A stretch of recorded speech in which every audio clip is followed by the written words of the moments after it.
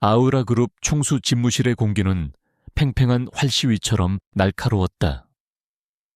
통유리창 너머로 서울의 스카이라인이 장엄하게 펼쳐져 있었지만 방 안의 두 남자는 그 풍경을 감상할 여유가 없었다. 결혼이라니요. 그것도 얼굴 한 번 본 적 없는 시골 여자와 말입니까? 이강혁의 목소리는 잘 벼린 칼처럼 차갑고 냉정했다.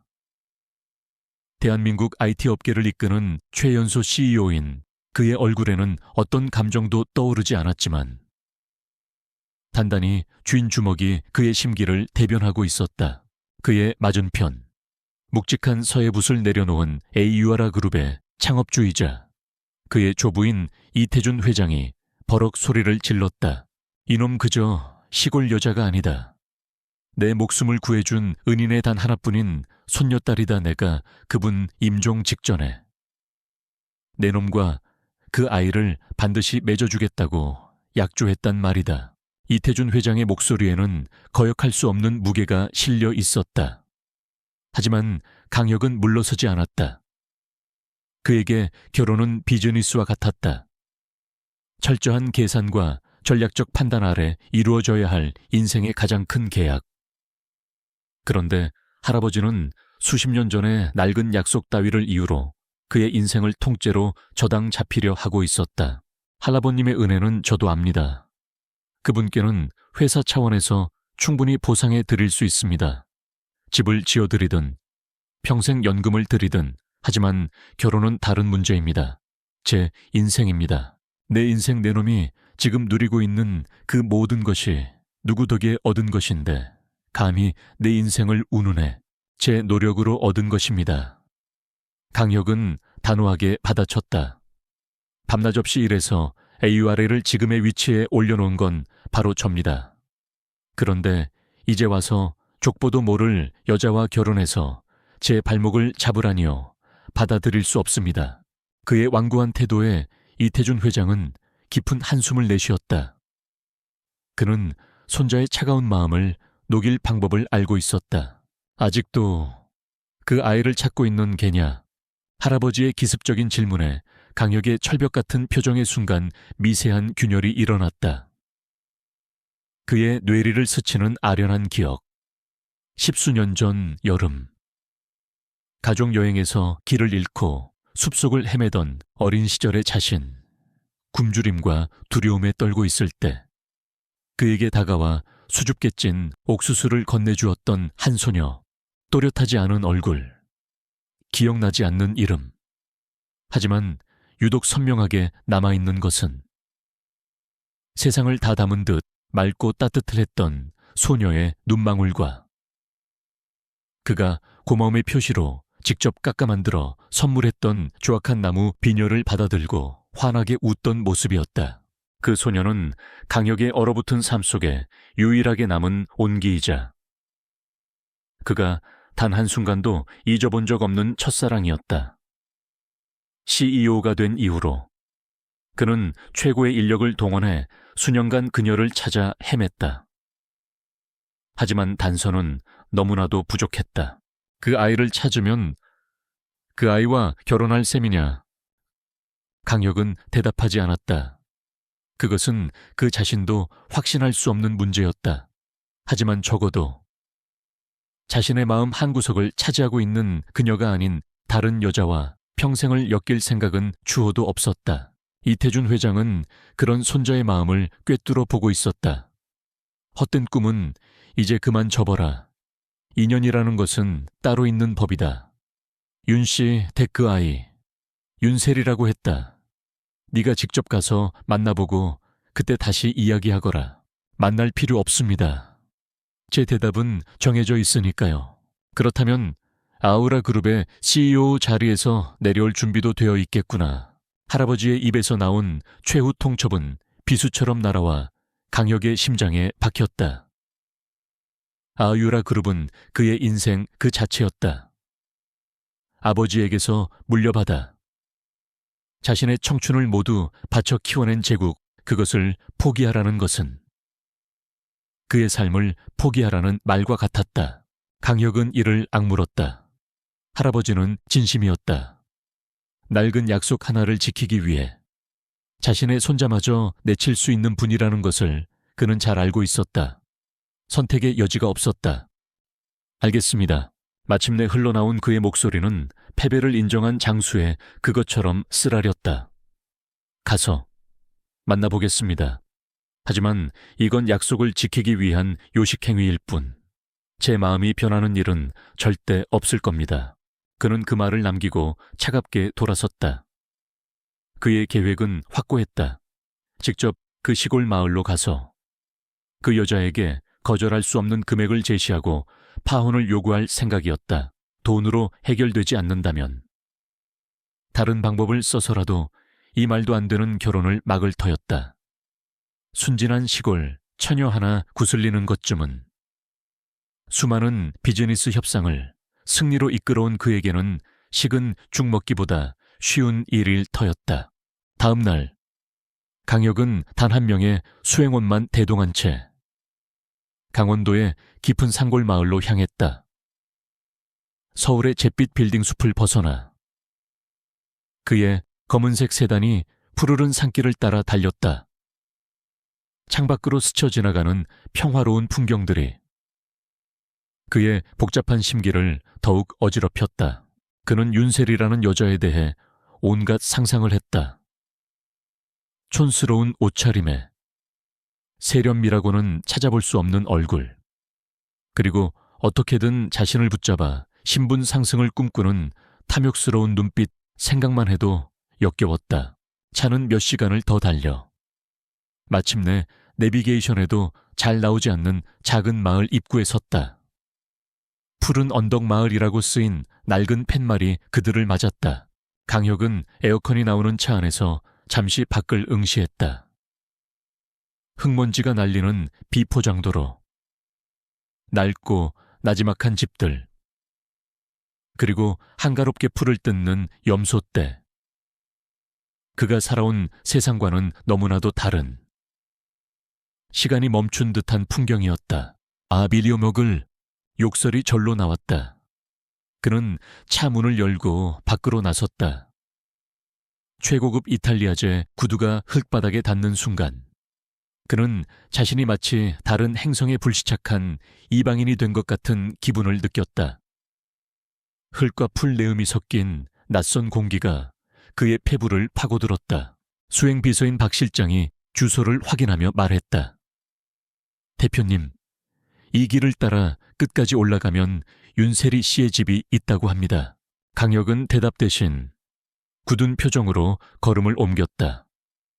그의 마음속에는 오직 한 가지 생각뿐이었다. 이 지긋지긋한 쇼를 최대한 빨리 끝내고 다시 자신이 있어야 할 곳, 저 차가운 도시의 정글로 돌아가리라. 그는 전혀 알지 못했다. 자신이 경멸하고 밀어내려 하는 그 시골 여자가 사실은 자신의 심장을 수십 년간 붙들고 놓아주지 않았던 바로 그 소녀라는 것을, 그리고 이 흙길의 끝에서 그의 얼어붙은 인생을 송두리째 뒤흔들 운명적인 재회가 기다리고 있다는 것을 말이다. 푸른 언덕 마을로 들어서는 흙길은 이강혁의 세상과 철저히 단절된 통로와 같았다. 최고급 수제 구두는 금세 뽀얀 흙먼지를 뒤집었었고 맑다 못해 서늘하기까지 한 공기는 값비싼 향수 냄새에 익숙한 그의 코를 낯설게 자극했다.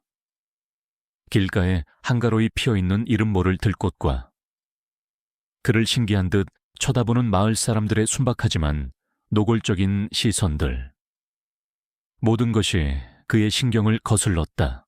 박 실장이 손에 든 지도와 주변을 번갈아 보며 말했다. 대표님, 저기 언덕 위에 있는 기와집인 것 같습니다. 담벼락에 담쟁이 덩굴이 자란 집이라고 들었습니다. 강혁은 말없이 고개를 들어 언덕 위를 보았다. 박 실장의 말대로 마을의 가장 높은 곳에 낡았지만 정갈한 한옥 한 채가 자리 잡고 있었다. 집 주위로는 제법 넓은 밭이 펼쳐져 있었는데 그가 상상했던 것처럼 잡초가 무성한 모습이 아니었다. 마치 잘 짜인 비단처럼 각양각색의 푸른 식물들이 질서 정연하게 자라고 있었다. 그의 편견에 첫 번째 균열이 가는 순간이었다. 그는 짧은 언덕길을 올라 마침내 그 집의 낡은 쌀이문 앞에 섰다. 문 안으로 들어서자 향긋하면서도 쌉싸름한 풀내음이 확 풍겨왔다. 마당 전체가 그의 예상대로 거대한 약초밭이었다. 라벤더, 로즈마리, 캐모마일 같은 익숙한 허브부터 이름 모를 토종 약초들까지 수백 종류는 됨직한 식물들이 저마다의 생명력을 뿜어내며 자라고 있었다. 그리고 그 밭 한가운데 한 여자가 웅크리고 앉아 있었다. 바로 그녀, 윤세리였다. 강혁은 순간 숨을 멈췄다. 그가 상상했던 촌스럽고 투박한 모습과는 거리가 멀었다. 작업하기 편한 헐렁한 몸빼 바지에 낡은 티셔츠 차림. 밀짚 모자 아래로 드러난 얼굴은 흙먼지가 살짝 묻어 있었지만 오히려 그 모습이 그녀의 건강한 생명력을 더욱 돋보이게 했다. 꾸미지 않은 맨 얼굴이었지만 피부는 맑고 투명했고 햇살을 받아 갈색으로 빛나는 머리카락은 자연스럽게 묶여 있었다. 그녀는 병든 것처럼 보이는 작은 모종 하나를 조심스러운 손길로 어루만지고 있었다. 세상의 모든 근심을 잊은 듯 오직 눈앞의 작은 생명에만 집중하는 그 모습에서 강혁은 기묘한 평온함을 느꼈다. 그가 헛기침을 하며 자신의 존재를 알리자 그녀가 화들짝 놀라며 고개를 들었다. 그리고 그 순간 강혁은 다시 한번 숨을 삼켰다. 그녀의 눈, 햇살을 가득 머금은 듯 맑고 깊은 눈동자, 놀라움과 순수한 호기심이 담긴 그 눈빛은 강혁의 기억 저편에 봉인되어 있던 어떤 풍경을 아스라이 건드렸다. 그는 저도 모르게 인상을 찌푸리며 그 불쾌한 익숙함을 떨쳐내려 애썼다. 누구세요? 그녀의 목소리는 그녀의 눈처럼 맑고 천가했다. 서울에서 온 이강혁이라고 합니다. 강혁은 일부러 더 차갑고 건조한 목소리를 냈다. 윤세리 씨를 만나러 왔습니다. 이강혁이라는 이름에 그녀의 얼굴이 순간 하얗게 굳어졌다. 할머니에게서 귀에 못이 박히도록 들었던 이름. 자신의 의지와는 상관없이 운명의 상대로 정해져 버린 남자. 그가 이렇게 갑자기, 이렇게 비현실적인 모습으로 눈앞에 나타나리라고는 상상도 못했다. 잡지 화보에서나 볼 법한 완벽한 수트 차림. 조각처럼 잘생겼지만 얼음장처럼 차가운 얼굴. 그는 그녀가 사는 이 작은 시골 마을과는 전혀 어울리지 않는 이질적인 존재였다. 세리는 당황해서 저도 모르게 짧은 탄성을 내뱉었다. 그녀는 흙 묻은 손을 옷에 닦으며 허둥지둥 일어섰다. 제가 윤세리예요. 여기까지 오시느라 힘드셨죠? 우선 안으로 들어오세요. 그녀는 혼란스러워 보였지만 도망치거나 움츠러들지 않았다. 오히려 낯선 손님에 대한 최소한의 예의를 지키려 애썼다. 그 모습에 강혁은 또다시 의외라고 생각했다. 그녀를 따라 들어간 집 내부는 낡고 비좁았지만 먼지 하나 없이 깨끗하고 정갈했다. 집 안가득 은은한 약초 향기가 배어있어 마음을 차분하게 가라앉히는 힘이 있었다. 방 한쪽에는 몸이 불편한 듯한 할머니가 누워있다가 강혁을 보고는 힘겹게 몸을 일으키려 했다. 아이고, 이 총각이 강혁 도련님이구만. 세리가 급히 할머니를 부축하며 말했다. 할머니, 무리하지 마세요. 손님 오셨어요. 할머니는 주름진 눈으로 강혁을 바라보며 희미하게 웃었다. 그 눈빛에는 오랜 기다림과 미안함, 그리고 간절한 희망이 담겨 있었다. 강혁은 그 시선에 저도 모르게 고개를 숙였다. 돈으로 모든 것을 해결하려 했던 자신의 계획이 저 병든 노인의 순수한 시선 앞에서 추악하게 느껴지는 순간이었다. 세리는 강혁을 낡은 툇마루에 앉게 하고는 잠시 부엌으로 들어갔다. 곧이어 그녀는 김이 모락모락 나는 찻잔 2개를 들고 나왔다. 직접 덮은 목련 꽃차예요. 놀란 마음을 진정시키는데 좋다고들 하거든요. 그녀가 수줍게 말하며 찻잔을 건넸다. 강혁은 말없이 차를 한 모금 마셨다. 은은한 향기와 부드러운 맛이 입안에 퍼지며 신기하게도 내내 날이 서 있던 신경이 조금은 누그러지는 기분이었다. 그는 본론을 꺼내기 위해 입을 열었다. 윤세리 씨, 제가 오늘 여기 온 이유는 혹시 식사는 하셨어요? 세리가 그의 말을 자르며 물었다. 강혁의 미간이 살짝 찌푸려졌다. 아니요. 하지만 그게 중요한 게 그럼 잠시만 기다려주세요. 별건 없지만 간단하게라도 요기할 것을 차려드릴게요. 여기까지 오셨는데 그냥 보내면 할머니한테 혼나요. 그녀는 막무가내였다. 하지만 그 막무가내 속에는 상대를 배려하는 순수한 마음이 담겨 있어서 강혁은 더 이상 거절할 수가 없었다. 그는 자신이 지금 이 상황을 전혀 통제하지 못하고 있다는 사실에 짜증이 났지만 이상하게도 불쾌하지는 않았다. 세리가 차려온 밥상은 소박했다. 텃밭에서 갓 딴 채소로 만든 나물 몇 가지와 된장찌개, 그리고 갓 지은 쌀밥이 전부였다. 하지만 정갈하고 맛깔스러워 보이는 음식 앞에서 강혁은 자신도 모르게 숟가락을 들었다. 그리고 된장찌개를 한 숟가락 떠먹는 순간 그는 자신도 모르게 하는 낮은 신음을 뱉었다. 깊고 구수한 맛, 그가 지금껏 먹어본 그 어떤 값비싼 요리보다도 위안을 주는 맛이었다. 입에 맞으실지 모르겠네요. 세리가 걱정스럽게 묻자 강혁은 황급히 표정을 갈무리하고 대답했다. 그냥 먹을만하군. 식사를 하는 동안 어색한 침묵이 흘렀다. 강혁은 어떻게든 파온 이야기를 꺼내려 했지만 밥을 맛있게 먹고 있는 스스로의 모습 때문에 타이밍을 잡을 수가 없었다.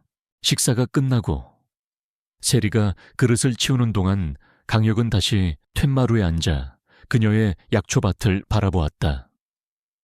그때 그의 눈에 띈 것이 있었다. 약초밭 한가운데 다른 식물들과는 조금 떨어진 곳에 세심한 보호를 받으며 자라고 있는 작은 나무 한 그루. 저건 무슨 나무지? 강혁이 무심코 묻자 그릇을 들고 부엌으로 향하던 세리가 걸음을 멈추고 대답했다. 아, 저건 비녀목이에요. 옛날 사람들이 저 나무를 깎아서 비녀를 만들었다고 하더라고요. 비녀목, 비녀. 그 단어들이 그의 심장을 날카롭게 찔렀다. 저 나무는 상처가 많아서 약해요. 세리가 밭으로 다가가 나무를 부드럽게 쓰다듬으며 말했다. 하지만 그래도 괜찮아요. 작은 것들은 원래 다들 저마다의 힘을 가지고 있거든요. 함부로 대하지만 않으면 언젠가는 분명 단단해질 거예요.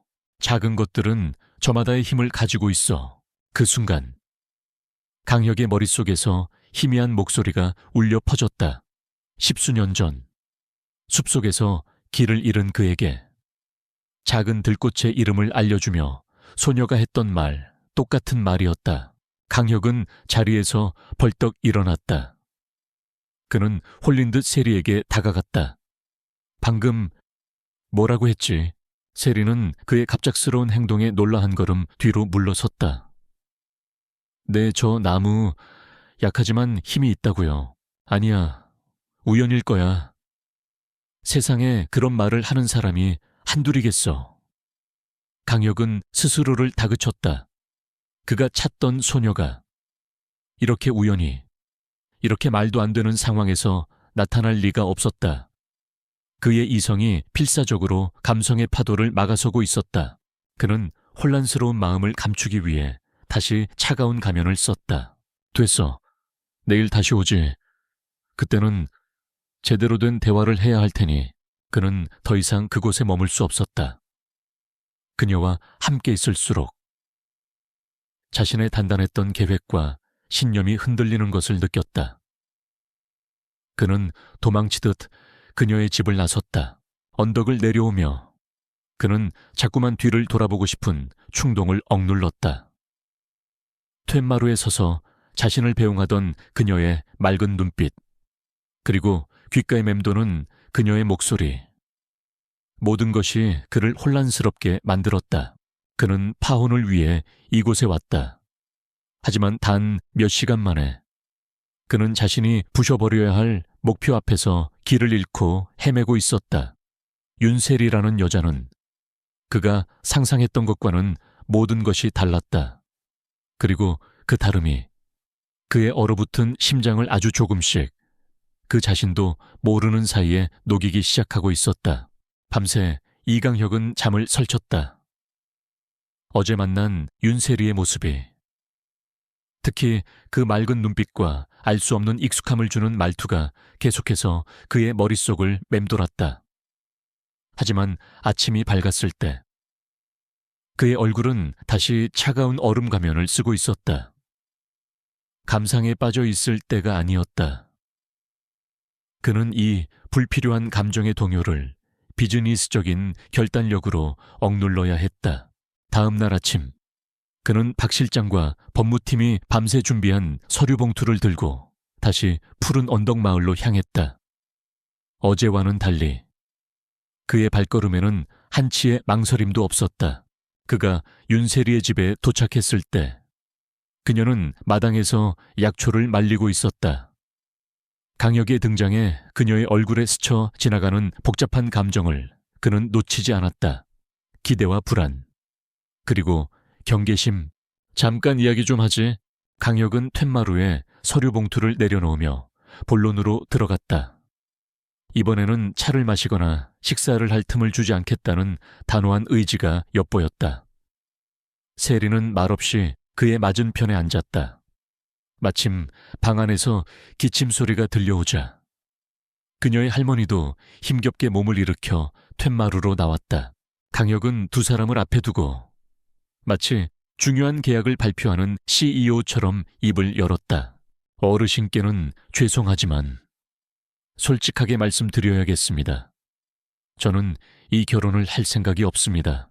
그의 직설적인 말에 할머니의 얼굴이 굳어졌고 세리의 눈동자가 세차게 흔들렸다.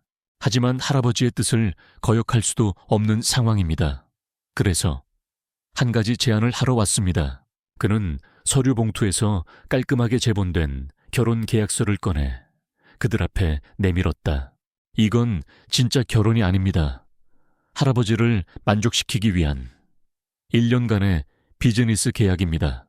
박 실장이 옆에서 계약서의 주요 조항을 요약해서 설명하기 시작했다. 윤세리는 이강혁의 법적 아내로서 1년간 서울에서 함께 거주하며 공식적인 자리에서 아내의 역할을 수행한다. 사적인 생활에는 일절 간섭하지 않으며 각자의 공간을 존중한다. 계약 기간 1년이 만료되면 두 사람은 합의해 이혼하며 JK그룹은 윤세리에게 위자료 명목으로 50억 원을 지급한다. 50억. 그 액수를 듣는 순간 세리의 할머니는 숨을 삼켰다. 평생 흙만 파고 살아온 그들에게는 상상조차 할 수 없는 거금이었다. 하지만 세리에게는 그 돈이 중요한 것이 아니었다. 그의 말 한마디 한마디가 비수처럼 날아와 그녀의 자존심을 난도질했다. 그는 그녀의 인생, 그녀의 존엄성을 돈으로 사려 하고 있었다. 분노와 모멸감에 온몸이 떨려왔다. 필요 없어요. 세리의 목소리는 작았지만 단호했다. 당신 돈 같은 거 필요 없어요. 당신이 결혼하기 싫다면 저도 마찬가지예요. 가서 할아버님께 그렇게 전하세요. 제가 거부했다고. 그녀는 자리에서 일어나 집 안으로 들어가려 했다. 이 모욕적인 자리에서 단 1초도 더 머물고 싶지 않았다. 바로 그때였다. 콜록 콜록 캑캑. 할머니가 갑자기 격렬한 기침을 쏟아내기 시작했다. 숨쉬기조차 힘겨워하며 작은 등을 연신 들썩이는 모습에 세리의 심장이 쿵 하고 내려앉았다. 그녀는 황급히 달려가 할머니의 등을 쓸어내렸다. 할머니 괜찮으세요? 며칠 전 읍내병원에서 의사가 했던 말이 그녀의 뇌리를 스쳐 지나갔다. 서울 큰 병원에서 정밀 검사를 받고 가능하면 빨리 수술을 하셔야 합니다. 비용이 만만치 않을 겁니다. 50억. 그 돈이면 할머니를 살릴 수 있었다. 할머니의 수술비는 물론 평생 편안하게 사실 수 있는 집과 생활비까지 마련할 수 있었다. 그녀의 자존심과 할머니의 목숨, 감히 저울질할 수조차 없는 선택지였다. 세리의 눈에서 뜨거운 눈물이 핑 돌았지만 그녀는 입술을 깨물어 필사적으로 참아냈다. 그녀는 천천히 돌아서서 다시 툇마루에 앉았다. 그리고 떨리는 손으로 강혁이 내민 펜을 집어들었다. 알겠어요. 그 계약 할게요. 그녀는 계약서의 내용을 읽어보지도 않고 서명란에 자신의 이름을 적어 내려갔다. 그녀의 손끝에서 시작된 결정이 앞으로 그녀의 삶을 어떤 소용돌이 속으로 몰고 갈지 짐작조차 하지 못한 채였다. 그 모습을 지켜보던 강혁은 자신도 모르게 마른 침을 삼켰다. 목적을 달성했다는 안도감과 함께 한 여인의 존엄성을 돈으로 짓밟았다는 죄책감이 그의 마음을 무겁게 짓눌렀다. 그는 애써 그 감정을 외면했다. 비즈니스는 비즈니스일 뿐이라고. 그렇게 두 사람의 기묘한 계약 결혼은 성립되었다. 서울로 떠나는 날, 마을 전체가 그녀를 배웅했다. 할머니는 애써 눈물을 참으며 손녀의 손을 꼭 잡았다. 세리야, 미안하다. 이 늙은이 때문에. 아니에요. 할머니, 저 괜찮아요. 돈 많이 벌어서 할머니 수술시켜드리고 금방 다시 올게요. 세리는 억지로 밝게 웃으며 할머니를 안심시켰다. 하지만 강혁의 검은 세단에 올라타는 순간 그녀의 눈에서는 참았던 눈물이 흘러내렸다. 차창 밖으로 점점 멀어지는 정든 마을과 집, 그리고 할머니의 모습을 보며 그녀는 자신의 세계를 통째로 등지고 떠나는 기분이었다. 서울로 돌아오는 내내 차 안에는 무거운 침묵만이 흘렀다. 강혁은 옆자리에서 조용히 눈물을 훔치는 그녀를 힐끗거렸지만 아무 말도 건네지 않았다. 계약서의 조항처럼. 그는 그녀의 사적인 감정에 관여해서는 안 되었다. 그들이 도착한 곳은 서울의 심장부, 한강이 내려다 보이는 최고급 펜트하우스였다. 그녀가 살던 시골집 몇 채를 합친 것보다도 더 넓은 공간, 차가운 대리석 바닥과 미니멀리즘의 극치를 보여주는 가구들, 모든 것이 잡지 화보처럼 완벽했지만 사람 사는 온기라고는 전혀 느껴지지 않는 거대하고 텅 빈 공간이었다. 강혁은 그녀를 집 안으로 안내하며 마치 박물관의 도슨트처럼 무미건조하게 설명했다. 여기가 당신이 1년간 지낼 곳이야. 저쪽 복도 끝이 당신 방이고 이쪽은 내 서재와 침실이다. 계약서에 명시된 대로 서로의 공간을 침범하는 일은 없도록 하지.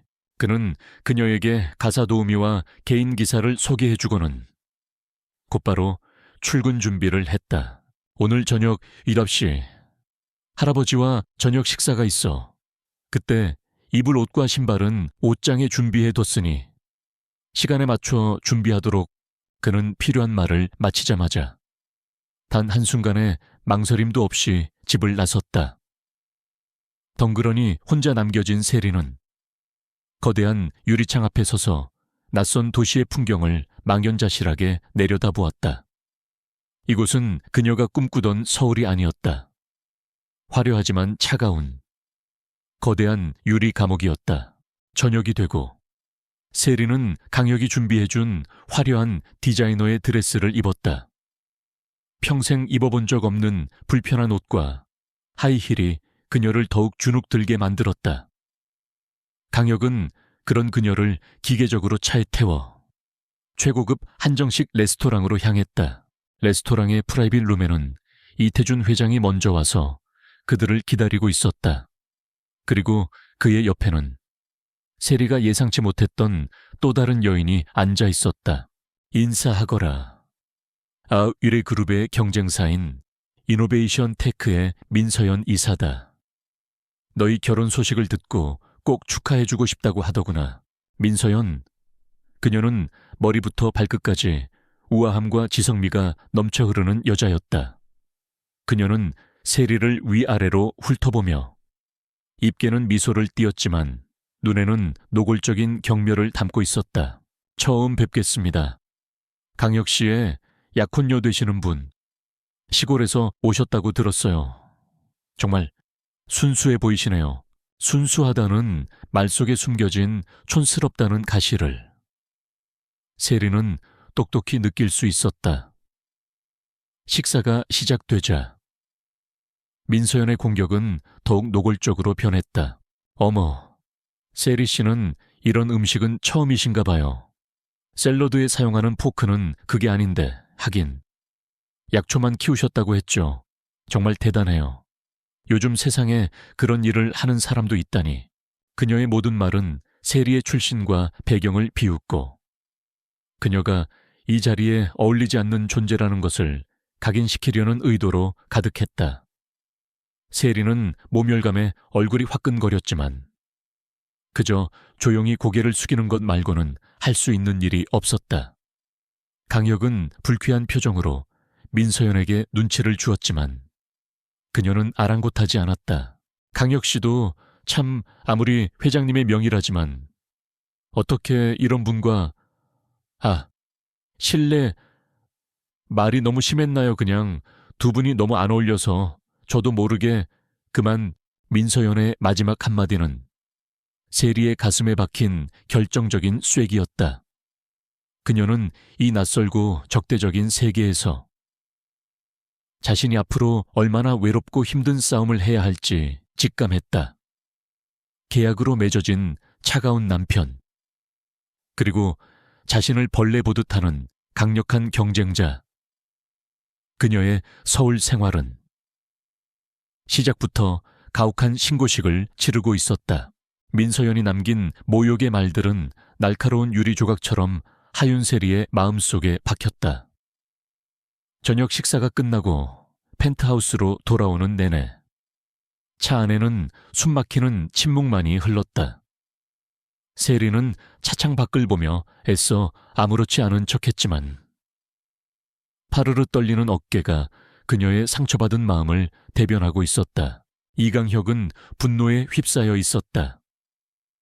감히 자신의 아내가 될 사람에게, 아니 계약상의 파트너일지라도 공식적으로는 자신의 아내인 여자에게 그런 무례를 범한 민서연과 이 모든 상황을 의도적으로 만든 할아버지에 대한 분노였다. 그는 옆자리에서 상처를 숨기려 애쓰는 세리의 작은 뒷모습을 보며 자신도 모르게 위로의 말을 건네고 싶은 충동을 느꼈다. 하지만 그는 방법을 몰랐다. 따뜻한 말로 누군가를 위로해본 경험이 전무했다. 그의 세상에서는 모든 것이 계약과 논리로 이루어졌을 뿐 감정의 교류는 불필요한 사치였다. 결국 그의 입에서 나온 말은 그의 의도와는 전혀 다른 차가운 가시가 되어 뱉어졌다. 신경 쓰지 마. 원래 이런 세계야. 당신이 발을 들여놓은 이상 익숙해져야 할 테니. 그것은 그녀에게 상처를 주려는 말이 아니었다. 앞으로 닥쳐올 더 큰 시련에 대한 서툰 경고이자 그가 할 수 있는 최선의 방어 기제였다. 하지만 세리의 귀에는 너는 이 세계에 어울리지 않아 라는 냉정한 통보처럼 들렸다. 그녀는 눈물을 보이는 대신 조용히 그를 돌아보았다. 그 눈빛은 상처받았지만 꺾이지 않은 꿋꿋한 들풀과도 같았다. 제 역할이 무엇인지 알고 있습니다. 이강혁 씨, 그녀의 담담한 대답에 강혁은 오히려 할 말을 잃었다. 동정이나 연민을 구걸하는 대신 자신의 존엄성을 지키려는 그녀의 모습이 그의 마음을 또다시 흔들었다. 펜트하우스에 도착하자마자 두 사람은 약속이라도 한 듯 각자의 방으로 들어갔다. 그들 사이에 보이지 않는 벽은 더욱 높고 단단해진 것 같았다. 다음 날부터 세리는 자신만의 방식으로 이 거대한 유리 감옥에 적응하기 시작했다. 가사 도우미들은 그녀의 손 하나 까딱할 필요도 없이 모든 것을 완벽하게 처리했지만 그것이 오히려 그녀를 더욱 고립시키고 무력하게 만들었다. 그녀는 무엇이든 자신의 손으로 직접 해야만 살아있음을 느끼는 사람이었다. 그녀는 먼저 주방으로 향했다. 최첨단 기기들로 가득했지만 한 번도 사용된 적 없는 듯 차가운 기운만 감돌던 그곳. 세리는 정중하게 개인 셰프를 돌려보냈다. 그리고 박 실장을 통해 매일 아침 가장 신선한 유기농 식재료를 배달해달라고 부탁했다. 그날 저녁부터 텅 비어있던 펜트하우스에 낯선 온기가 피어오르기 시작했다. 구수한 된장찌개 냄새, 고소한 생선 굽는 냄새, 밥물이 끓어오르는 소리. 그것은 음식이 아닌 집밥의 냄새였고 생활의 소리였다. 강혁은 그날도 자정이 다 되어서야 지친 몸을 이끌고 집으로 돌아왔다. 늘 어둡고 적막했던 집 안이 주방에서 새어나오는 따뜻한 불빛과 맛있는 냄새로 채워져 있는 것을 보고 그는 순간 걸음을 멈칫했다. 식탁 위에는 그를 위해 차려진 소박하지만 정갈한 저녁상이 놓여 있었다. 갓 지은 밥과 따뜻한 국, 그리고 나물 몇 가지, 늘 인스턴트 음식이나 배달 음식으로 끼니를 때우던 그였다. 그는 잠시 망설이다가 홀린 듯 식탁에 앉아 숟가락을 들었다. 그리고 국을 한 숟가락 떠먹는 순간 그의 안에서 무언가 툭 하고 풀리는 듯한 기분을 느꼈다. 시골집에서 먹었던 바로 그 맛이었다. 자극적이지 않지만 속을 편안하게 해주는 따뜻한 위로의 맛. 그는 말없이 밥그릇을 전부 비웠다. 그 후로 그것은 두 사람 사이에 암묵적인 일상이 되었다. 세리는 밤늦게 돌아올 그를 위해 저녁상을 차려놓았고 강혁은 단 한 번도 고맙다는 말을 하지는 않았지만 단 한 번도 음식을 남기는 법이 없었다. 세리의 작은 혁명은 주방에서 그치지 않았다. 그녀는 삭막하기 그지없는 넓은 발코니를 발견했다. 그녀는 박 실장을 통해 커다란 화분과 흙, 그리고 고향에서 가져온 몇 가지 약초 씨앗을 구해달라고 부탁했다. 며칠 후, 텅 비어있던 발코니는 그녀만의 작은 하늘 정원으로 변모하기 시작했다. 흙을 만지고, 씨앗을 심고, 물을 주며 식물과 교감하는 동안 세리는 비로소 숨을 쉬는 것 같았다. 강혁은 자신의 집이 변해가는 것을 조용히 지켜보았다. 서재에서 일을 하다가도 발코니에서 작은 미녀를 흥얼거리며 화초를 돌보는 그녀의 모습을 무심코 쳐다보곤 했다. 그의 차갑고 이성적인 세상 속으로 그녀의 아날로그적인 온기가 스펀지처럼 스며들고 있었다. 그는 자신도 모르는 사이에 변하기 시작했다. 저녁 식사 약속을 취소하는 횟수가 늘었고 회사에서 처리할 수 있는 일도 굳이 집으로 가져와서 하기 시작했다. 집에 조금이라도 더 일찍 들어가고 싶다는 생경한 감정. 그 이유는 스스로도 인정하고 싶지 않았지만 아마도 그를 기다리는 따뜻한 저녁상 때문일 터였다. 어느 날 밤, 그는 중요한 프로젝트의 실패로 극심한 두통을 느끼며 집으로 돌아왔다. 소파에 쓰러지듯 누워있는 그의 모습을 본 세리가 잠시 후 따뜻한 찻잔을 들고 다가왔다. 두통에 좋은 국화차예요. 그녀는 그 한마디만 남기고 조용히 자신의 방으로 돌아갔다. 강혁은 잠시 찻잔을 바라보다가 천천히 몸을 일으켜 차를 마셨다. 향긋한 국화 향이 머리를 맑게 해주었고 신기하게도 지끈거리던 두통이 서서히 가라앉았다. 어떤 대가도 바라지 않고 건네는 순수한 배려. 그것은 강혁이 지금껏 경험해보지 못한 종류의 것이었다. 그들의 관계에 결정적인 변화를 가져온 것은 아이유아라 그룹의 창립 기념 파티에서였다. 그날도 세리는 강혁의 파트너로서 공식 석상에 참석해야 했다. 그녀는 여전히 화려한 드레스와 높은 구두가 불편했지만 전보다 조금은 더 당당하게 강혁의 곁을 지켰다. 하지만 저기는 피할 수 없었다. 민서연의 친구 중 하나인 다른 재벌가의 여자가 노골적으로 비아냥거리며 그녀에게 다가왔다. 어머, 윤세리 씨 맞죠? 상골에서 자랐다고 들었는데. 그럼 독버섯 같은 것도 잘 구별하시겠어요? 우린 그런 거 잘 모르는데. 그녀의 말에 주변에서 키득거리는 웃음소리가 터져나왔다. 세리의 얼굴이 순간 굳어졌다. 바로 그 순간 강혁이 그녀의 앞을 막아서며 나섰다. 그의 목소리는 겨울바람보다도 차가웠다. 윤세리 여사는 우리 아유라 그룹의 바이오 연구팀이 몇 년째 인공 재배에 실패하고 있는 희귀 약초들의 전문가입니다. 그 지식은 당신들의 한담 가십거리가 될 만큼 가치 없는 것이 아닙니다. 그는 말을 마치자마자 세리의 손을 잡고 그 자리를 빠져나왔다. 그의 갑작스러운 행동에 파티장은 순간 정적이 흘렀다. 집으로 돌아오는 차 안, 세리는 자신을 위해 나서준 그의 모습에 심장이 두근거리는 것을 느꼈다. 왜 그러셨어요? 그녀의 질문에 강혁은 당황한 기색이 역력했다. 그는 자신의 본능적인 보호 행동에 스스로도 놀란 듯했다. 그는 황급히 다시 냉정한 CEO의 가면을 썼다. 내 아내잖소. 계약이든 뭐든 당신이 공식 석상에서 무시당하는 것은 곧 아우라 그룹과 내 얼굴에 먹칠을 하는 거요. 지극히 논리적인 판단이었을 뿐이요. 세리는 그의 차가운 대답을 들으며 그의 얼굴을 가만히 바라보았다.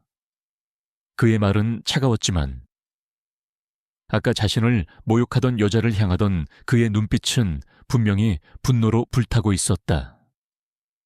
그것은 단순한 논리가 아니었다. 세리의 외로운 마음 속에 작은 온기가 피어오르기 시작했다. 그는 얼음처럼 차가운 사람이지만 적어도 잔인한 사람은 아니었다. 그리고 어쩌면 그 두꺼운 얼음장 밑에는 아주 작은 불씨가 숨겨져 있을지도 모른다고. 그녀는 처음으로 생각했다. 지난번 파티에서의 사건 이후 강혁과 세리 사이에는 미묘한 변화의 기류가 흘렀다. 강혁은 여전히 무뚝뚝했지만 그의 행동에는 자신도 모르는 사이 세심한 배려가 묻어났고 세리는 그런 그의 변화를 느끼며 낯선 서울 생활에서 처음으로 작은 안정감을 느꼈다. 늦은 밤 그를 위해 차려놓는 저녁상과 그가 두통을 앓을 때 끓여주는 약초차는 두 사람 사이에 말이 없는 대화가 되었다. 하지만 평화는 길지 않았다.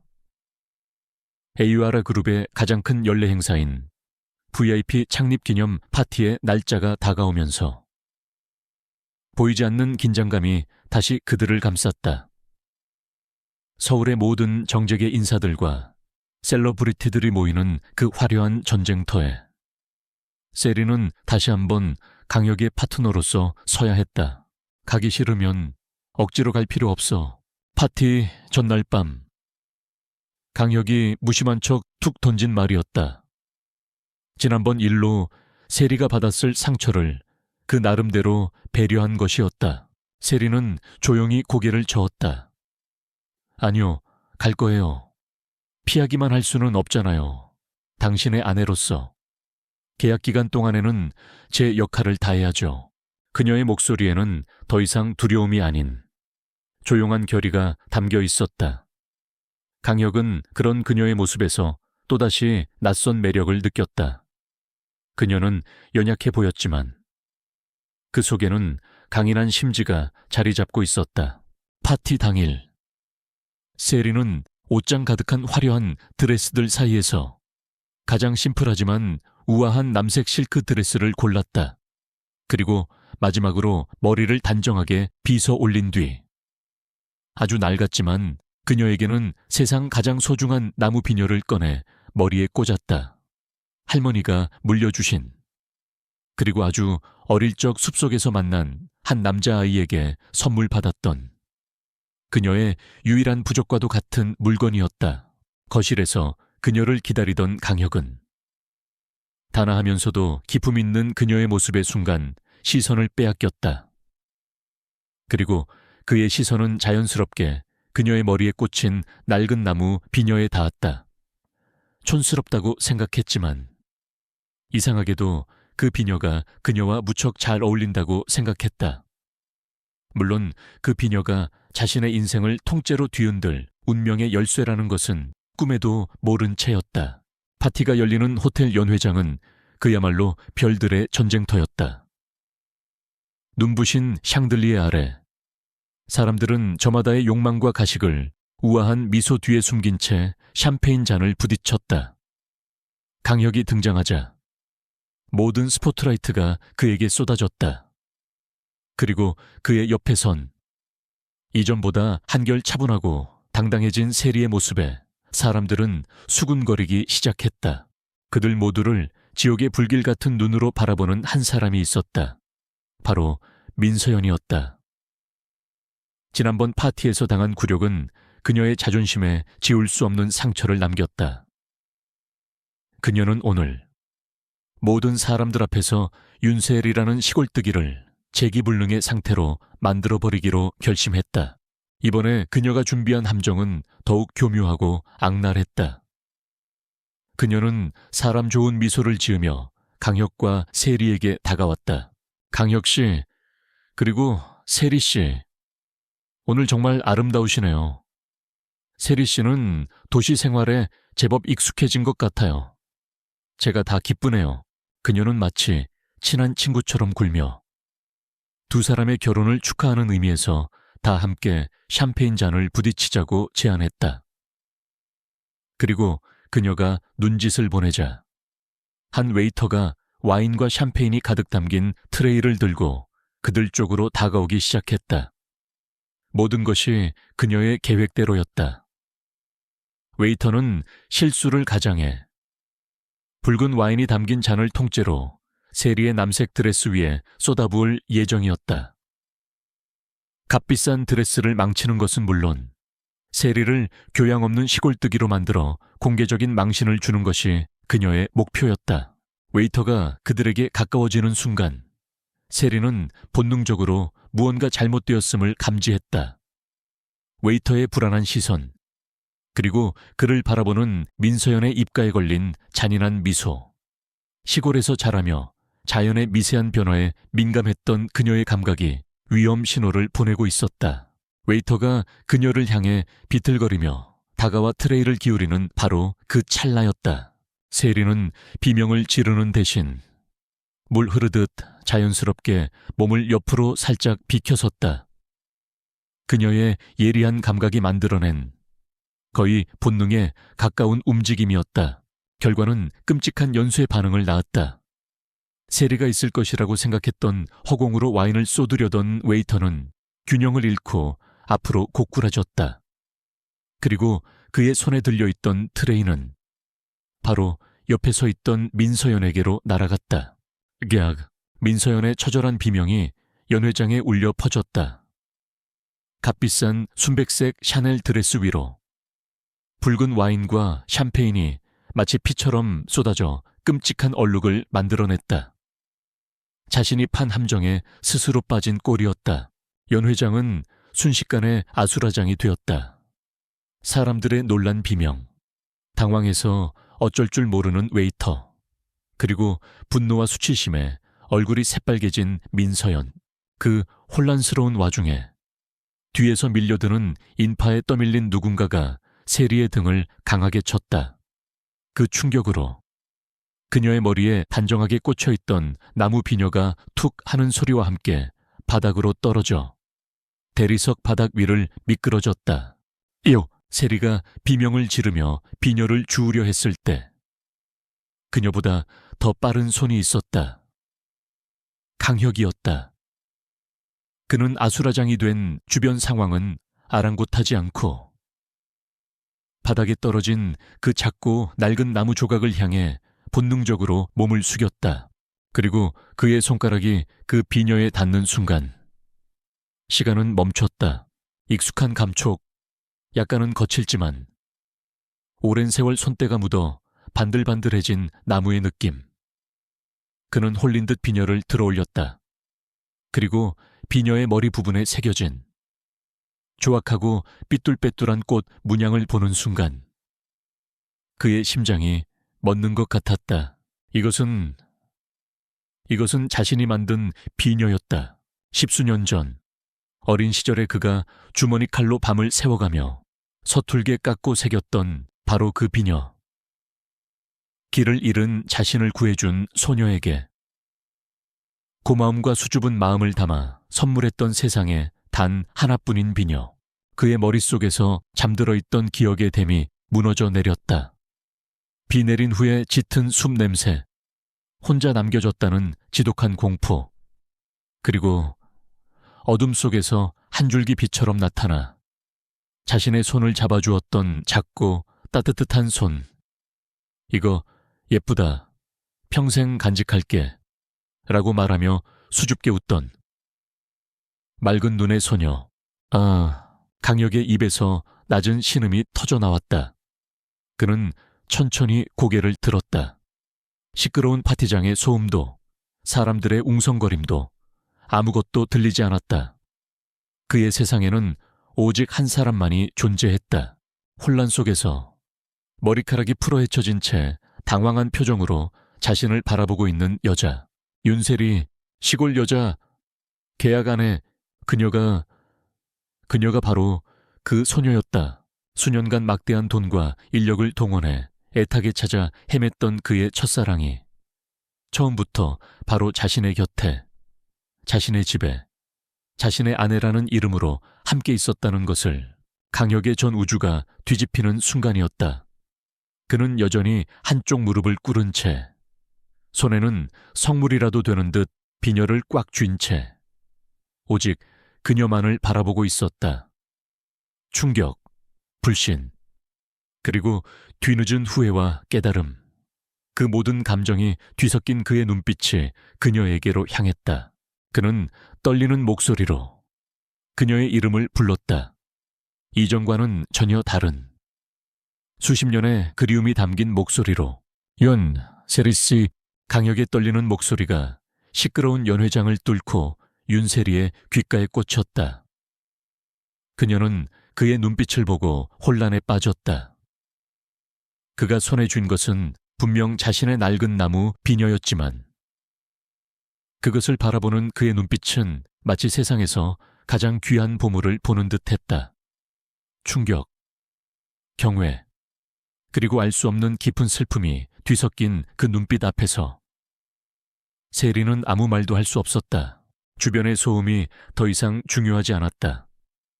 강혁은 자리에서 일어났다. 그는 비틀거리는 민서연도, 당황해서 어쩔 줄 모르는 사람들도, 자신을 부르는 박 실장의 목소리도 모두 무시했다. 그의 세상은 오직 풀어헤쳐진 머리카락으로 멍하니 서 있는 윤세리. 단 한 사람에게로 축소되었다. 그는 성큼성큼 그녀에게 다가가 그녀의 손목을 붙잡았다. 계약 이후 처음으로 잡는 그녀의 손이었다. 이전의 냉정함이나 사무적인 태도는 온데간데 없었다. 그의 손은 미세하게 떨리고 있었고 그 떨림을 통해 그의 격렬한 감정이 고스란히 그녀에게 전해졌다. 나가야겠어. 그는 그 한마디만 남기고 그녀를 이끌고 연회장을 빠져나가기 시작했다. 넋이 나간 사람들 사이를 헤치고 나아가는 그의 발걸음은 단호하고 거침이 없었다. 세리는 거의 반쯤 끌려가다시피 하며 그의 뒤를 따랐다. 강혁씨, 잠깐만요. 이게 무슨... 그녀가 뭐라고 말하려 했지만 그는 대답하지 않았다. 그는 오직 앞만 보고 걸었다. 호텔 로비를 가로질러 쏟아지는 기자들의 플래시 세례를 뚫고 그는 그녀를 자신의 차에 태웠다. 차에 올라탄 운전기사가 놀라 물었다. 대표님, 어디로 모실까요? 조용한 곳으로, 아무도 없는 강혁의 짧은 명령에 차는 밤의 도시 속으로 미끄러지듯 사라졌다. 차 안에는 무거운 침묵이 흘렀다. 세리는 자신의 손목을 여전히 강하게 붙잡고 있는 그의 손을 내려다보았다. 그의 손바닥은 불덩이처럼 뜨거웠다. 그녀는 도무지 이 상황을 이해할 수 없었다. 대체 저 낡은 나무 비녀가 무엇이기에 저 얼음 같던 남자를 이토록 흔들어 놓는 것일까? 차가 도착한 곳은 서울 외곽에 위치한 강혁의 가족이 소유한 낡은 별장이었다. 지금은 아무도 찾지 않아 시간이 멈춘 듯 고요한 곳. 그는 그녀를 데리고 먼지 쌓인 거실을 지나 커다란 창으로 정원이 내다보이는 서재로 들어갔다. 그제야 그는 붙잡고 있던 그녀의 손을 놓아주었다. 그리고 그는 떨리는 손으로 여전히 꽉 쥐고 있던 나무 비녀를 그녀의 눈앞에 내밀었다. 이 비녀, 어디서 났지? 그의 목소리는 잠겨 있었다. 세리는 그의 질문에 자신도 모르게 기억의 편린들을 더듬기 시작했다. 그건 제가 아주 어릴 때 저희 마을 뒷산숲에서 선물 받은 거예요. 그녀는 천천히 하지만 분명하게 말했다. 그날 길을 잃고 울고 있던 도시 남자애가 있었어요. 제가 그 아이를 도와서 마을로 데려다 주었는데 헤어지기 전에 그 아이가 주머니 칼로 밤새 만들었다면서 이걸 제게 줬어요. 고맙다면서 그녀의 이야기가 이어질수록 강혁의 눈빛은 더욱 세차게 흔들렸다. 그날의 기억이 이번에는 그녀의 시점에서 생생하게 되살아나고 있었다. 그 아이, 참 이상한 아이였어요. 비싼 옷을 입고 있었는데 잔뜩 겁에 질려서 울고 있었거든요. 제가 찐 옥수수를 주니까 세상에서 제일 맛있는 음식이라도 먹는 것처럼 허겁지겁 먹었죠. 그리고 제가 다시는 길 잃어버리지 말라고 행운의 팔찌라면서 프리프로 팔찌를 하나 만들어서 채워줬어요. 아주 작은 들꽃을 하나 꽂아서요. 바로 그 순간이었다. 강혁은 떨리는 손으로 자신의 지갑 가장 깊숙한 곳을 열었다. 그리고 그 안에서 낡은 실크 손수건에 고이 쌓인 무언가를 꺼냈다. 그가 손수건을 펼치자 그 안에서 모습을 드러낸 것은 바싹 마르고 색이 바랜 프리팔찌였다. 세월의 흐름에 금방이라도 바스러질 듯 연약했지만 그 형태만은 온전하게 남아있었다. 그리고 팔찌의 한가운데 아주 작고 하얀 들꽃이 화석처럼 박혀 있었다. 세리의 눈이 커졌다. 그녀의 숨이 멎는 것 같았다. 그녀의 머릿속에서 오랫동안 잠자고 있던 기억의 마지막 문이 활짝 열렸다. 흐릿했던 남자아이의 얼굴, 울먹이면서도 고집스러워 보였던 눈빛, 그리고 헤어지기 전 그 아이가 알려주었던 이름, 강혁. 세리의 입에서 아주 오래된 이름이 속삭임처럼 흘러나왔다. 그녀의 목소리에 강혁의 눈에서 마침내 뜨거운 것이 흘러내렸다. 그는 더 이상 감정을 주체할 수 없었다. 지난 수십 년간의 그리움, 찾지 못했던 것에 대한 절망, 그리고 바로 눈앞에 두고도 알아보지 못했던 자신에 대한 지독한 후회가 한꺼번에 터져 나왔다. 나야, 세리야, 내가 강혁이야. 그는 모든 것을 고백했다. 그날 이후 단 한순간도 그녀를 잊은 적이 없다고, 그녀를 찾기 위해 얼마나 애썼는지. 하지만 너무 어렸던 탓에 마을 이름조차 제대로 기억하지 못했다고. 그래서 할아버지께서 시골 여자와 결혼하라고 했을 때 난 미친 듯이 반대했어. 내 마음속에는 오직 너 하나뿐이었으니까. 다른 사람은 단 한순간도 생각해 본 적 없었으니까. 그의 목소리는 후회로 가득 차 있었다. 그런데 내가 찾던 그 사람이 바로 너였다니. 나는 내내 너를 내 곁에 두고 너에게 모욕을 주고 돈으로 너를 사려고 했어. 나는 바보였어. 세리야, 눈뜬장님이었어. 그의 절절한 고백에 세리 역시 눈물을 흘리고 있었다. 모든 퍼즐 조각이 맞춰졌다. 운명의 장난처럼 그들은 가장 기이한 방식으로 재회했던 것이다. 그녀가 그토록 차갑고 잔인하다고 생각했던 남자가 사실은 그녀가 기억의 저편에 묻어두었던 그 울보 소년이었다. 강혁은 자신의 서류 가방으로 다가가 그 안에서 두 사람의 운명을 올가매고 있던 결혼 계약서를 꺼내 들었다. 그리고 그는 눈물이 가득한 눈으로 자신을 바라보는 세리 앞에서 그 계약서를 갈갈이 찢어버렸다. 이건 실수였어. 우리의 시작은 이런 종이 쪼가리가 아니야. 찢어진 계약서 조각들이 바닥으로 힘없이 흩어졌다. 강혁은 그녀에게 다가가 이번에는 그녀의 두 손을 경건하게 붙잡았다.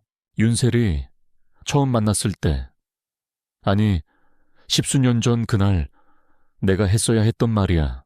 그는 그녀의 눈을 깊이 들여다보며 떨리는 목소리로 자신의 진심을 전했다. 사랑해, 그 숲속에서 널 만난 그날부터 지금까지 단 한순간도 변한 적 없어. 제발 이 끔찍했던 계약은 잊어줘. 지난 몇 달간의 내 못된 행동들도 전부 잊어줘, 우리. 다시 시작하자. 계약상의 아내가 아니라 내 진짜 아내가 되어줄래. 그의 고백은 그 어떤 화려한 프로포즈보다도 진실하고 절실했다. 차가운 CEO의 가면은 완전히 벗겨지고 한 여자만을 오랫동안 사랑해온 한 남자의 맨얼굴이 그곳에 있었다. 모든 권력과 상황이 역전되었다. 이제 선택은 온전히 그녀의 몫으로 넘어왔다. 강혁은 떨리는 마음으로 그녀의 대답을 기다리고 있었다. 서재 안의 시간은 멈춘 듯 했다. 이강혁의 절절한 고백과 진심 어린 프로포즈가 하윤세리의 심장 전체를 뒤흔들었다. 지난 몇 달간 그녀를 짓눌렀던 서름과 외로움, 그리고 그를 향한 원망과 알 수 없는 연민이 뒤섞여 뜨거운 눈물이 되어 흘러내렸다. 그녀는 울고 있었지만 동시에 웃고 있었다.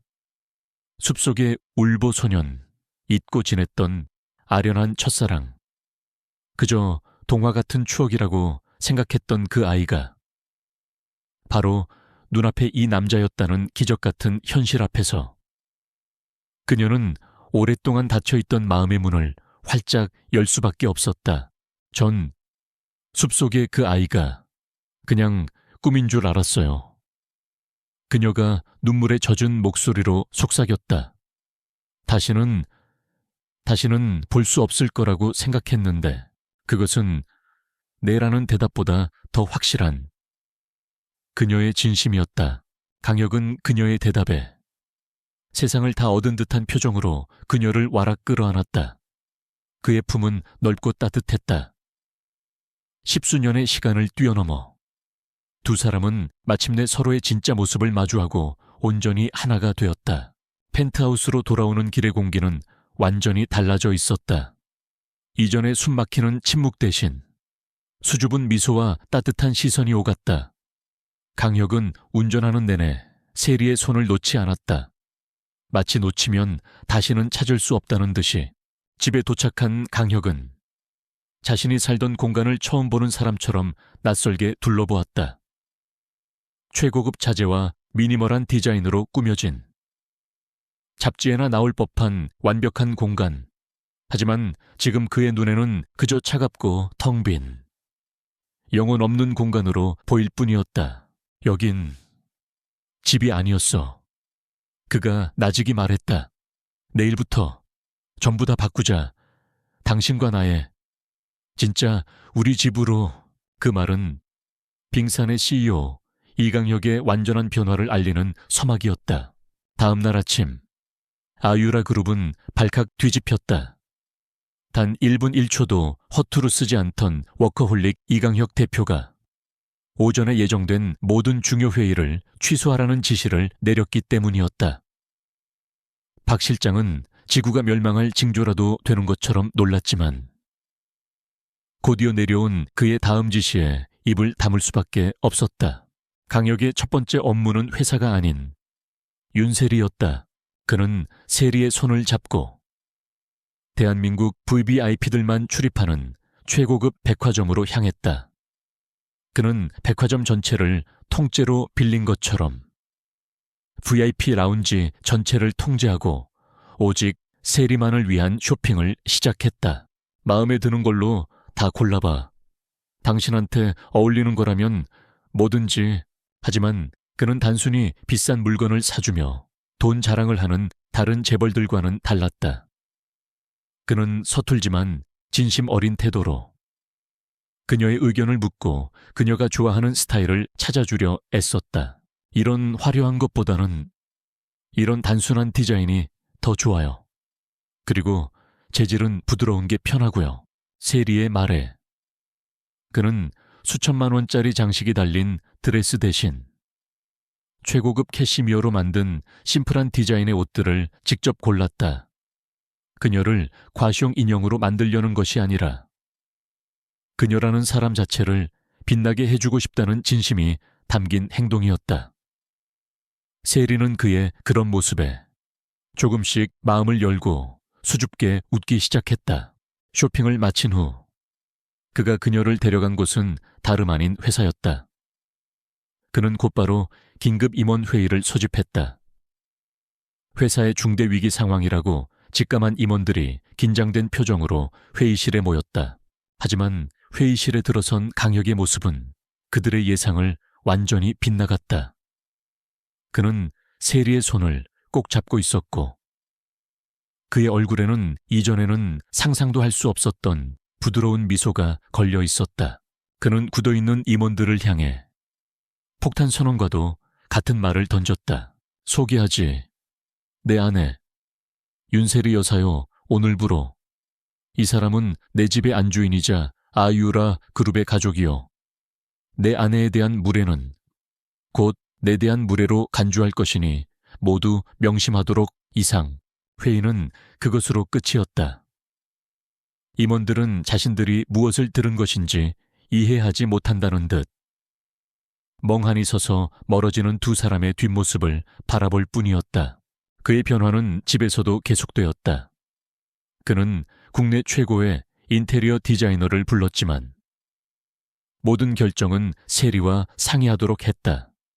차갑고 미니멀했던 펜트하우스는 세리의 취향이 반영된 따뜻하고 아늑한 공간으로 다시 태어나기 시작했다. 삭막했던 발코니는 사계절 내내 푸른 식물을 볼 수 있는 아름다운 유리 온실로 확장되었고 사용하지 않던 방 하나는 햇살이 가득 들어오는 아늑한 서재로 꾸며졌다. 그는 그녀와 함께할 공간을 그들의 추억으로 채워나갈 진짜 집을 만들어가고 있었다. 이강혁의 180도 다른 변화는 서울 사교계에 들불처럼 번져나갔다. 파파라치들이 찍은 백화점에서 아내의 신발을 직접 신겨주거나 길거리 포장마차에서 떡볶이를 먹여주는 그의 모습은 연일 가십지에 한 면을 장식했다. 빙산의 왕자, 시골 소녀의 사랑에 녹아내리다 라는 유치한 제목의 기사들이 쏟아졌다. 그 모든 소식을 민서연은 자신의 사무실에서 지켜보고 있었다. 그녀는 두 사람이 다정하게 웃고 있는 사진이 담긴 태블릿 PC를 분노에 차 벽에 집어 던졌다. 말도 안 돼. 말도 안 돼. 그녀는 이해할 수 없었다. 철옹성 같았던 이강혁이. 저 촌뜨기 계집애 하나 때문에 저렇게 바보처럼 변해버렸다는 것을 그녀의 질투심은 증오를 넘어 뒤틀린 집착과 파괴욕으로 변질되었다. 내가 가질 수 없다면 차라리 부셔버리겠어. 그녀는 책상 서랍 깊숙한 곳에서 다른 휴대폰 하나를 꺼내 들었다. 그리고 익숙한 번호를 눌렀다. 나예요. 얘기할 게 있어요. 아이유아라 그룹에 대한 아주 흥미로운 제안이 될 거예요. 수화기 너머의 남자는 업계에서 기업 사냥꾼으로 악명 높은 강혁의 오랜 라이벌이었다. 민서연의 눈에 복수의 검은 불꽃이 타오르기 시작했다. 그 시각 강혁과 세리는 그들의 새로운 집에서 가장 행복한 시간을 보내고 있었다. 두 사람은 새로 만들어진 온실 안에서 함께 허브 화분에 흙을 담고 있었다. 강혁은 흙투성이가 된 손으로 서툴게 허브 모종을 심었다. 그런 그의 모습이 귀여워. 세리는 소리내어 웃었다. 그는 헛기침을 하며 주머니에서 작은 벨벳 상자를 꺼냈다. 이건 새로운 시작을 위한 새로운 선물이야. 상자 안에는 그가 특별히 주문 제작한 비녀가 들어있었다. 최고급 자단목을 섬세하게 깎아 만들고 머리 부분에는 그녀의 탄생석인 작은 에메랄드를 박아 넣은 세상에 단 하나뿐인 비녀였다. 낡은 나무 비녀가 그들의 과거를 상징한다면 이 비녀는 그들의 미래를 상징하는 물건이었다. 고마워요. 세리의 눈에 감동의 눈물이 어렸다. 강혁은 그녀의 눈물을 부드럽게 닦아주고는 새로 만든 비녀를 그녀의 머리에 직접 꽂아주었다. 그리고 그는 그녀의 입술에 조용히 입을 맞추었다. 온실 가득한 허브, 향기 속에서 나눈 달콤한 키스. 두 사람은 완벽한 행복 속에 있었다. 하지만 그 행복 위로 민서연이 뿌린 복수의 씨앗이 어둡고 끈질긴 덩굴을 뻗어오고 있다는 사실을 아직은 알지 못했다. 민서연의 사무실 안 도끼 어린 음모가 짙은 와인 향기처럼 피어오르고 있었다. 그녀의 맞은편에는 기업 사냥꾼으로 불리는 황진태 회장이 앉아 만족스러운 미소를 짓고 있었다. 계획은 완벽해 보이는군. 민이사 에이유라 그룹의 기밀 프로젝트 프로메테스의 핵심 기술 데이터는 이미 우리 연구팀에게 넘어왔어. 시제품 발표만 남았지. 민서연의 입가에 잔인한 미소가 걸렸다. 그녀가 넘긴 데이터는 진짜가 아니었다. 진짜와 거의 흡사하게 조작된. 하지만 결정적인 부분에서 오류를 일으키게 설계된 가짜 데이터였다. 그녀의 진짜 목표는 황 회장과의 협력이 아니었다. 황 회장을 이용해 AURA 그룹을 흔들고 그 혼란을 틈타 이강혁의 가장 약한 부분, 바로 윤세리를 공격하는 것이었다. 회장님께서 저희 쪽 신기술 발표로 IURA의 주가를 폭락시켜 주시면 저는 제 선물을 터뜨릴 겁니다. 그녀가 말했다. 내부 정보 유출의 주범이 바로 이강혁 회장이 애지중지하는 그 시골뜨기 아내라는 증거 말이죠. 그녀는 황 회장에게 자신이 조작한 증거들을 보여주었다. 펜트하우스의 컴퓨터에서 발송된 것처럼 꾸민 이메일, 윤세리의 할머니 병원비 계좌로 거액이 입금된 거래 내역, 그리고 매수된 전직 가사 도우미의 거짓 증언까지. 모든 증거는 순진한 시골 여자가 돈에 눈이 멀어 남편을 배신했다는 이야기를 가리키고 있었다. 이강혁의 가장 큰 자부심은 그의 완벽한 통제력이지. 하지만 그 통제력이 자신이 가장 믿었던 아내에게 배신당했다는 사실 앞에서 어떻게 무너지는지 세상 사람들 모두가 지켜보게 될 거야. 그녀의 눈은 질투와 증오로 이글거렸다. 그녀는 이강혁을 파괴하고 그를 구원하는 유일한 여자가 바로 자신이라는 것을 증명하고 싶었다. 며칠 후 평화롭던 아유아라 그룹에 거대한 폭풍이 몰아쳤다. 오전 10시 정각 경쟁사인 황진태 회장의 HT텍에서 긴급 기자회견을 열고 AURA 그룹의 비공개 프로젝트 프로메테스와 놀랍도록 유사한 차세대 인공지능 기술을 발표했다. 그 소식이 전해지자마자 아유아라 그룹의 주가는 곤두박질치기 시작했다. 도대체 어떻게 된 거야? 프로메테스 프로젝트는 1급 보안 시설에서 극소수의 인원만이 접근 가능했잖아. 이강혁이 소집한 긴급대책 회의실은 아수라장이 되었다. 임원들은 패닉에 빠졌고 서로를 의심의 눈초리로 쳐다보았다. 수년간 수조 원을 투자한 프로젝트가 출시 직전에 경쟁사의 손에 넘어간 최악의 사태였다. 바로 그 혼란의 한가운데 또 다른 폭탄이 터졌다. 익명의 발신자로부터 아유아라 그룹의 모든 이사진과 주요 언론사에 한 통의 이메일이 발송된 것이었다. 이메일에는 아유아라 그룹 기밀 유출의 진실이라는 제목과 함께 윤세리를 범인으로 지목하는 각종 증거들이 첨부되어 있었다. 회의실의 공기가 순간 얼어붙었다. 모든 시선이 상석에 앉은 이강혁에게로 쏠렸다. 동정, 의심, 그리고 고소하다는 감정이 뒤섞인 복잡한 시선들이었다. 평소 강혁의 독단적인 경영 방식에 불만을 품고 있던 한 노장 이사가 떨리는 목소리로 입을 열었다. 회장님, 이게 대체 어찌된 일입니까? 사모님께서 박 실장이 하얗게 질린 얼굴로 출력된 이메일 증거 자료들을 강혁의 책상 위에 올려놓았다. 조작된 이메일 발신 내역, 할머니의 병원비 계좌로 입금된 5억 원의 거래 증명서, 그리고 세리가 외부인과 접촉하는 것을 목격했다는 전직 가사 도우미의 진술서까지. 모든 것이 너무나도 정교하고 사실적으로 꾸며져 있었다.